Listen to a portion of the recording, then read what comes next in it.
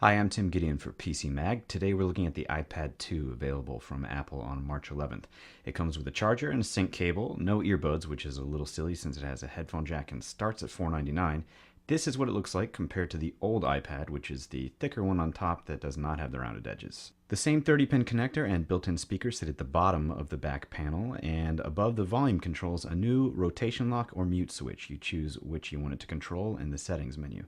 Below the sleep-wake button, the new rear-facing camera, and next to it, the black rubber compartment that houses the 3G components on the Wi-Fi plus 3G models for Verizon and AT&T. And next to that, the headphone jack. The 1024 by 768 pixel 9.7 inch screen remains unchanged. Below it, we have the home button, and up top, we have the new front-facing camera lens. The smart cover, which replaces the old iPad case, which was kind of bulky, is a great new accessory. It protects the screen, attaching magnetically to the left panel, and puts the device to sleep when it's closed. Opening it up wakes up the iPad 2, and the smart covers come in polyurethane or leather, starting at $39. The smart cover also doubles as a stand for your iPad. Also $39 is the Apple Digital AV adapter, which allows for HDMI output via the iPad's 30-pin connector. You connect it to an HDMI port on your TV, and all of a sudden you see a mirror image of what's on your iPad, whether you're watching a movie, playing a video game, whatever. You'll see everything in 1080p except video, which will be in 720p, and it probably won't fill up your television screen. It'll default to a size that looks best.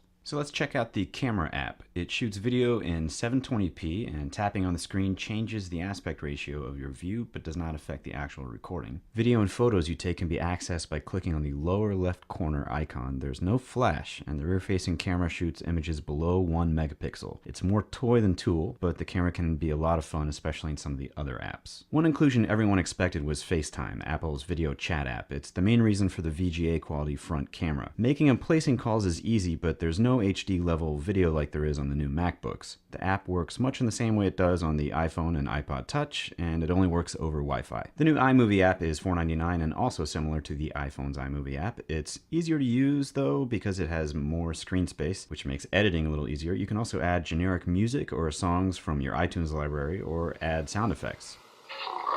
There's a variety of ways to share your final project, including posting it on YouTube or Facebook. And another camera app on the iPad 2 is Photo Booth. It's good, goofy fun, and some of the effects show off the faster graphics processing of the new A5 chip inside the iPad. GarageBand for the iPad is $4.99, and it's probably the best app I've seen from Apple. For songwriters, it's a memo pad for jotting down musical ideas on the go. If you're not a musician, you can still fool around with the various smart instruments that are preloaded, and you can sound like one. I promise, it's not hard. When you're finished mixing, you can export your new masterpiece via email or put it into your iTunes library on the iPad. Of course, the iPad still has iBooks, an internal iPod for your music and videos, and now it has the 3-axis gyroscope so you can play games that detect side-to-side and up and down movements like Jenga. The Apple App Store is loaded with iPad apps and growing. It's really in a league of its own when we're talking about app marketplaces for mobile devices. The Safari browser app has gotten a bit speedier with iOS 4.3, and some sites now come in full or mobile options when you load them, like ESPN. Video on many sites like ESPN, Vimeo, and CNN will play, so even though there's no Flash support, which is still a big knock, Apple is finding ways to make that less of an issue. The Wi-Fi only model costs $4.99 for 16 gigs, $5.99 for 32 gigs, and $6.99 for 64 gigabytes.